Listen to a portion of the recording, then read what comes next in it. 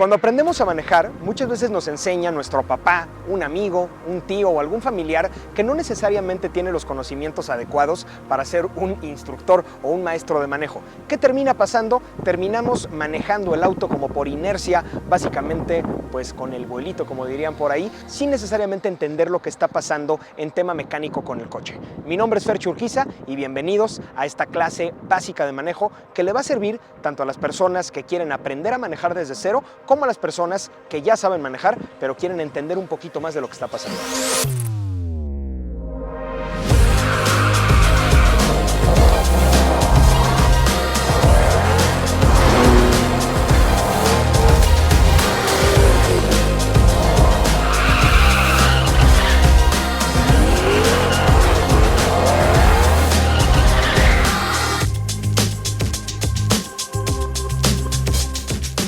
Este es el tercer video de la clínica de manejo Powered by Michelin que tenemos en nuestro canal.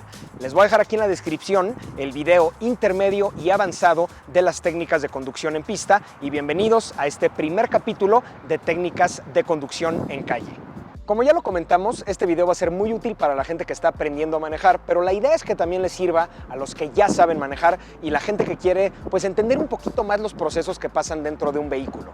Lo primero que hay que entender es que un auto es como un reloj, son sistemas, son muchas complicaciones que funcionan interconectadas. Tú tienes sistema de frenos, sistema de dirección, el sistema de propulsión, que en este caso es el motor, etc. Todos tienen que funcionar en conjunto y lo mejor es entender qué hace cada uno de ellos para poder cuidar el coche y tener un manejo lo más seguro posible. Desafortunadamente, cuando nos enseñan a manejar, muchas personas utilizan la técnica de aviento al niño al agua y que aprenda a nadar, lo cual, a mi parecer, es incorrecto. No lo recomendaría yo en absoluto. Muchas personas piensan que al meterte a periférico y el estrés de los otros vehículos te va a hacer quitarte el miedo.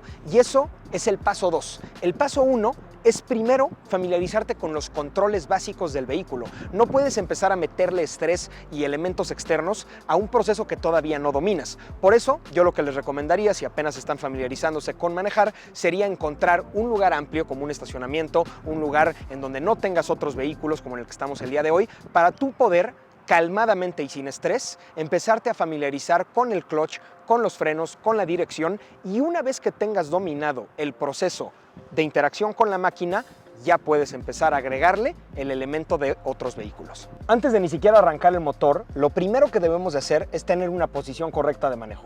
Ya hablamos de esto en el video número 2, en donde les platiqué un poquito cómo tenías que ir sentado en una pista de carreras. Lo primero que tienes que ajustar es tu altura.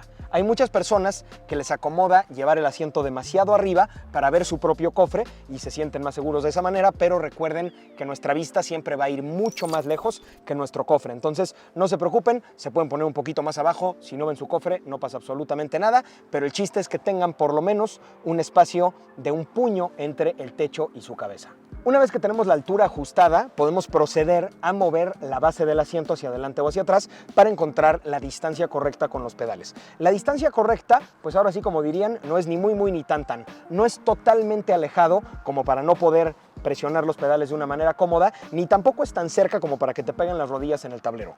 Tú debes de tener una distancia suficiente para venir cómodo, pero poder acelerar, frenar, meter el embrague o el clutch e incluso apoyar tu pierna izquierda en el cuarto pedal, siempre con un pliegue o con un doblez en las rodillas para de esa manera tener fuerza. Si tú llevas la pierna totalmente estirada y solamente estás presionando los pedales con el pie en vez de con la rodilla completa, estás demasiado lejos.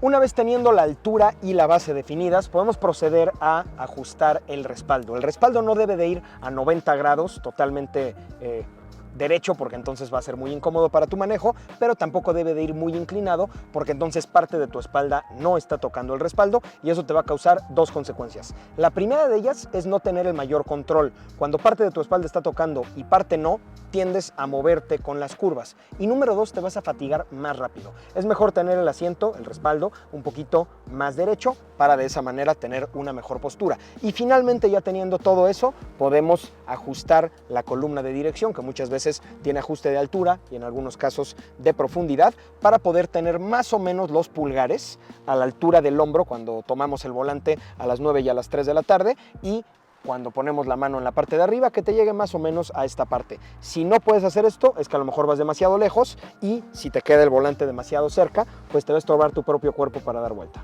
Como les comenté, la posición de manejo es prácticamente la misma que la de manejo en pista, con la diferencia de que a lo mejor en la calle vas un par de pulgadas más atrás para venir más cómodo. En la pista vas un poquito más cerca para tener mayor control, pero básicamente es la misma técnica y créanme que una vez que tengan esta posición de manejo no van a querer usar otra. Es la que te da más control y realmente de nada sirve saber manejar un coche y todas las técnicas de manejo si tu posición de origen es incorrecta.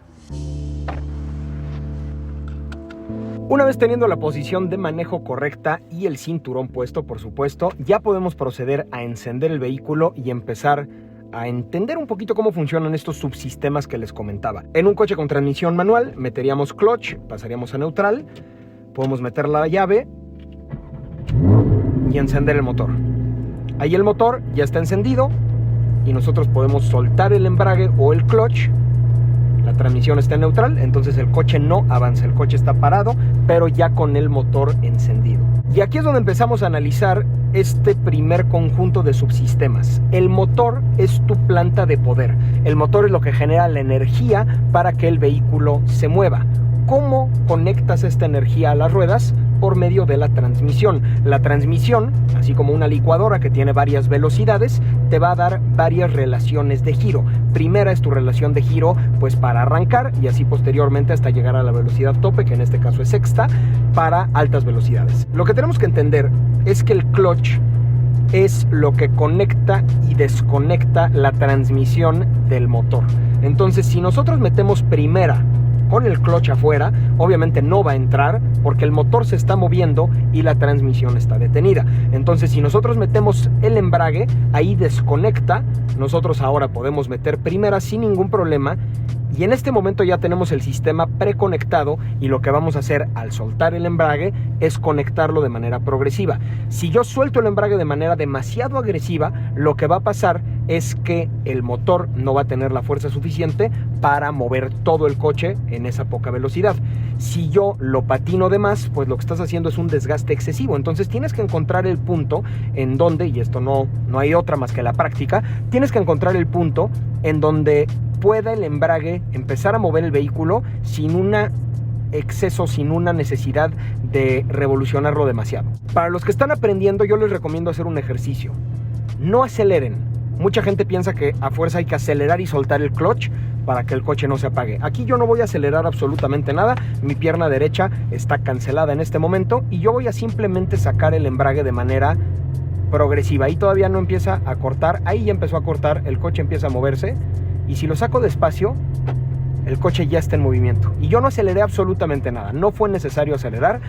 Entonces, de esta manera empezamos a entender cómo se conectan estos subsistemas que les comento.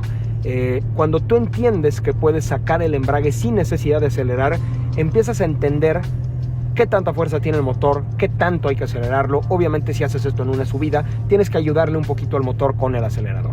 Una vez con el coche en movimiento en primera, nosotros podemos generarle un poco de inercia y cambiar a segunda. Lo único que hay que hacer es meter embrague, metes segunda, sacas embrague y el vehículo ya está en segunda. En ningún momento yo aceleré, no es necesario.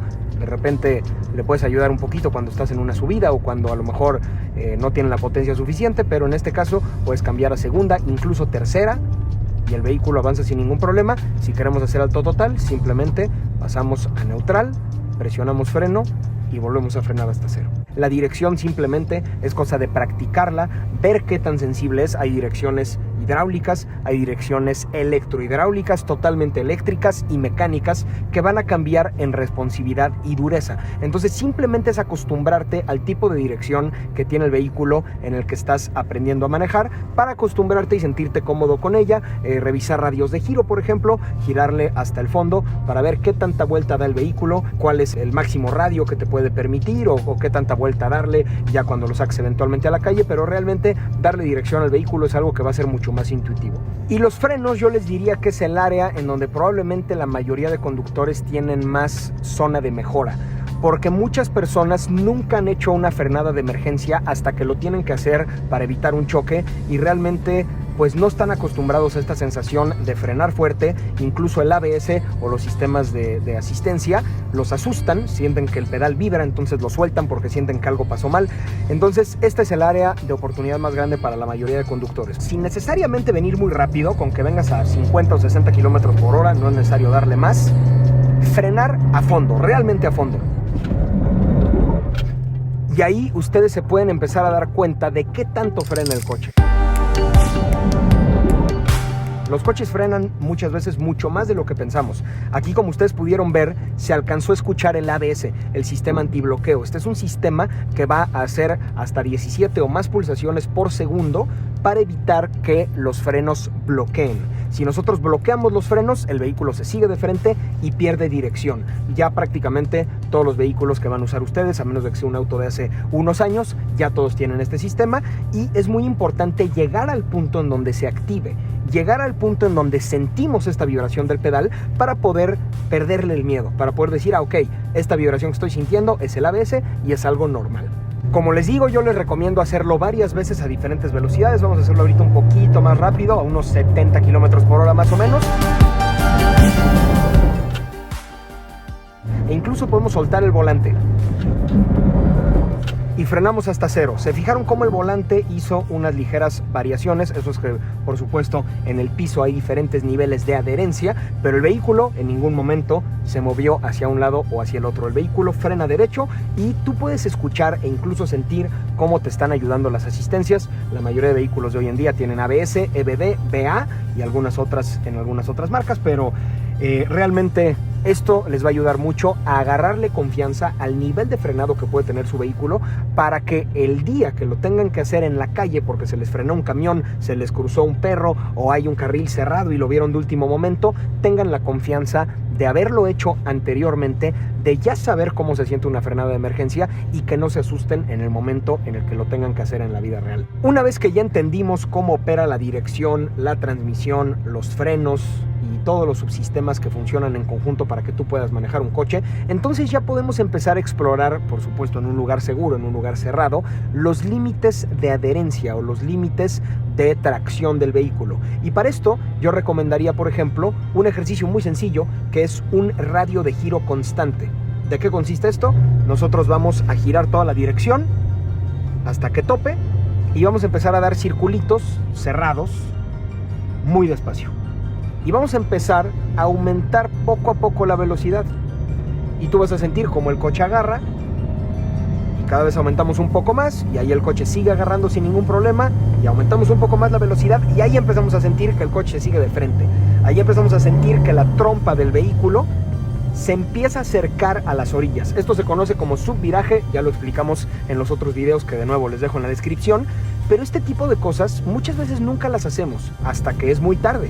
Y cuando tú sientes que el vehículo pierde adherencia, es ya a media curva en donde estás poniendo pues tanto el vehículo como tu vida como la de los demás en riesgo.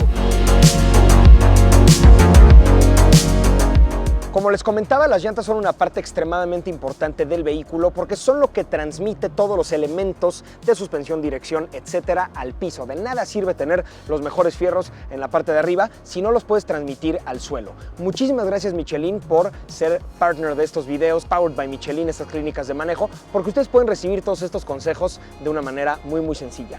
Ahora, ¿qué es lo que buscaríamos en una buena llanta? Las dos cosas que se buscan principalmente en un neumático son seguridad y desempeño. Por supuesto que tiene que ser tu aliado en asfalto seco, pero también en asfalto mojado, y que tenga suficiente adherencia para hacerte sentir seguro y, por supuesto, poder exprimir, en el caso de un coche deportivo, todo lo que realmente puede hacer. En el caso del GT4 contamos con unas Michelin Pilot Sport Cup 2 de agencia. Este vehículo, por supuesto, que está parte enfocado hacia autódromos, pero también son llantas que son excelentes en calle porque todos los miembros de la familia Pilot están diseñados para tener excelente longevidad y también desempeño duradero. Esto quiere decir que el desempeño que obtienes de la llanta en seco y en mojado, en frenado, en agarre, lo vas a tener durante toda la vida del neumático. De repente hay algunos casos en donde al principio de la vida del neumático pues se desempeñan espectacular y poco a poco van perdiendo este desempeño, y este no es el caso. Entonces definitivamente, si no hay que escatimar en algo, es en llantas, porque es tu mejor aliado para sacar el máximo jugo de tu vehículo. Y para los que nos gusta el manejo deportivo, por supuesto que también buscamos una alta reactividad de la respuesta de nuestros neumáticos, que cuando nosotros giremos la dirección, el vehículo se sienta con una muy buena respuesta y con todo el control. Como ya estamos tan acostumbrados a manejar, a veces no nos damos cuenta de que son varios subsistemas funcionando en conjunto. Si nosotros nos damos el tiempo y la paciencia de entender cada uno de ellos, les aseguro que su proceso de aprender a manejar va a ser mucho mejor. Ojalá que les haya gustado mucho el video de hoy y que los que están aprendiendo a manejar con este video pues tengan un poquito más de confianza y se animen más. Los que ya sabían manejar, pues a lo mejor refrescamos algo de conocimientos. Recuerden que ahí me encuentran en todas las redes sociales como Fercho Urquiza o @FerchoUrquiza, y nos vemos en el siguiente capítulo de esta clínica de manejo Powered by Michelin, que seguramente se va a poner muy bueno.